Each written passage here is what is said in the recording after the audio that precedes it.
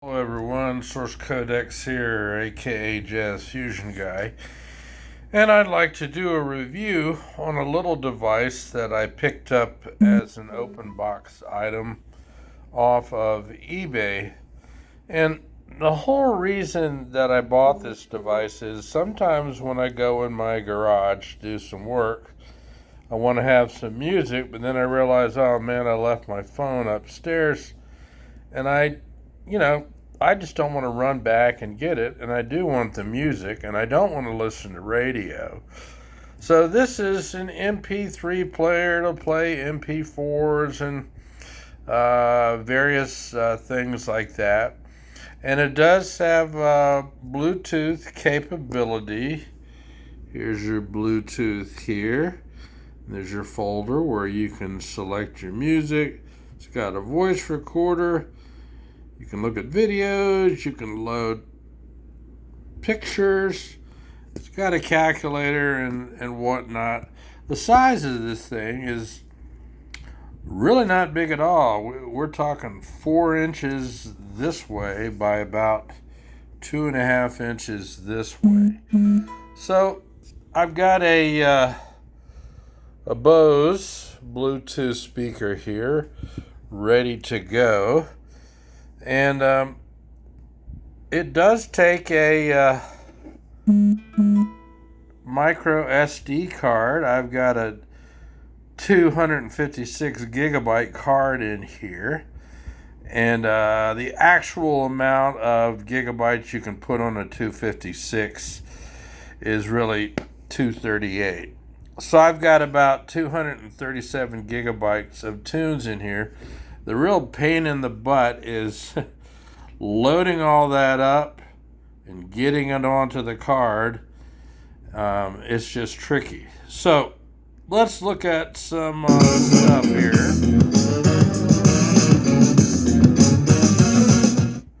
Okay, a good friend of mine, Mark Gleed, you will know him of keyboard and vocal abilities on that rare release called Soma, which also featured people like Alan Holdsworth, Tony Levine, and others.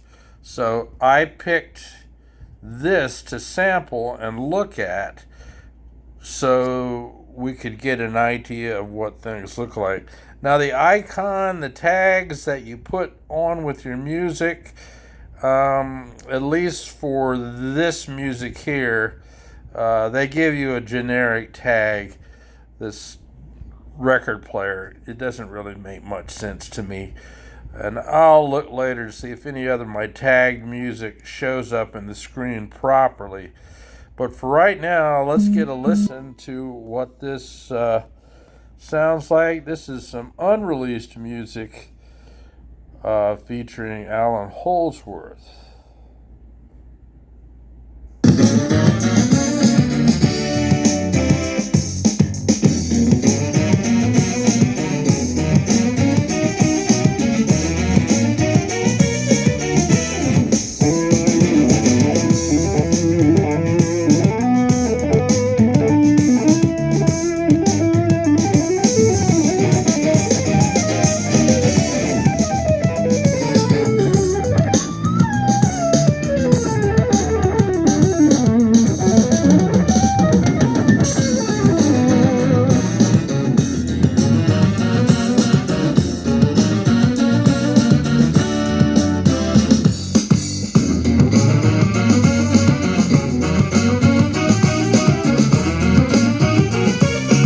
Let's try something else. This is my cover of Mahavishnu Orchestra's Resolution. I won't have any copyright issues with that playing.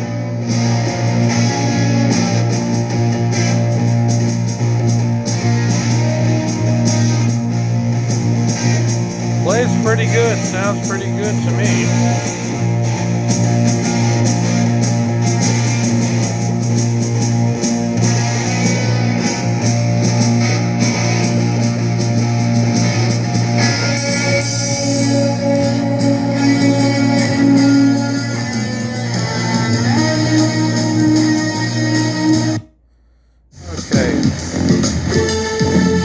to put something a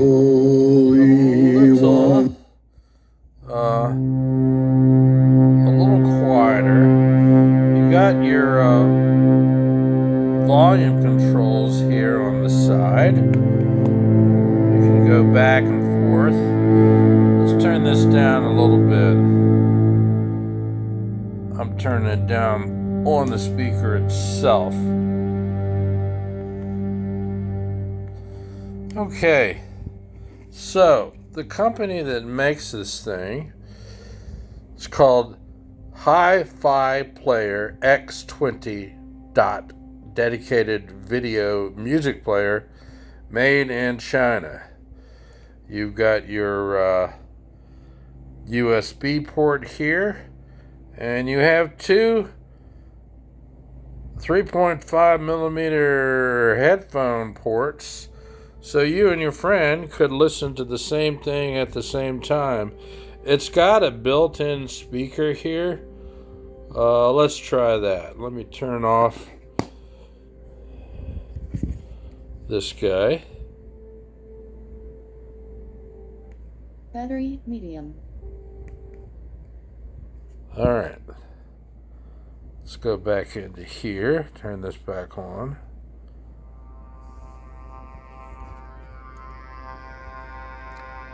So you can listen like that, low volume to stuff. I prefer not doing that. But anyhow, you got your clock and your whatnot. The thing that I found to be sort of a pain in the butt for me Ready to connect another device. Was pairing. Source codecs. When I went into trying to use the Bluetooth and do pairing, Bluetooth status is on, device search, searching.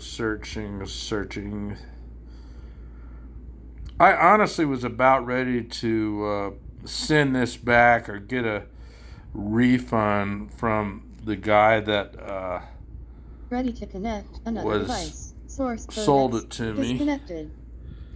Okay, here I am, John's Tune Box.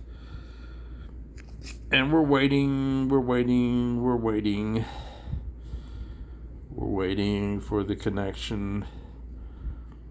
Stuff like this drives me absolutely nuts. I mean, look at the distance between here and here of this guy we're trying to pair. Pairing, yes, you are pairing. And this thing is in the pairing mode. So you can see connected to ZS285AHTIRNS. Finally we're connected. So let's go back and turn the tunes. Let's see. Let's go back to home. There's a way you can access your music here. Now playing, it goes to what was playing. So there you have it. I paid right at around $30 for this, and then the 256 gigabyte card was like $25 on Amazon. I had a credit there from another bad 256 card. I'll tell you, people, stay with SanDisk.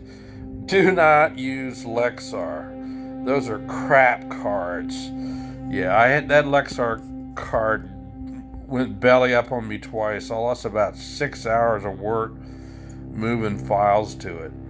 So, anyway, this is playing off of the MicroSD card, and it's doing a good job. So, I've got 2 other Bluetooth players I've tested it on, and so far has been able to pair with all the other ones. So that's good. But this is going to stay or be available in my garage somewhere. So when I'm doing work and I don't have my phone on me, I will go ahead and use this guy. So I would give it, I'm going to knock 2 points off for pairing, and I'm going to knock off a half a point for just the graphic user interface is kind of clunky. And I'll give this 7.5 out of 10 overall. There's a lot of other MP3 music players, MP4 pictures, record your voice to internal calculator. Who cares about a calculator? You can actually pick up FM radio, and it's got these other things here. But you know, it's just got a little bit of weirdness about it, but what do you expect for 30 bucks out of China? So there you have it. Your little MP3 player. Yes, I know they've been around a long time, but I didn't want to buy an Apple. I wanted to buy some no-name thing that was cheap. Inexpensive. Not cheap in build, not cheap in design. So far, it seems to be okay. So, there you have it. Your MP3 player. Which is very tiny. Alright, this is Source Codex signing off. I hope you learned something new.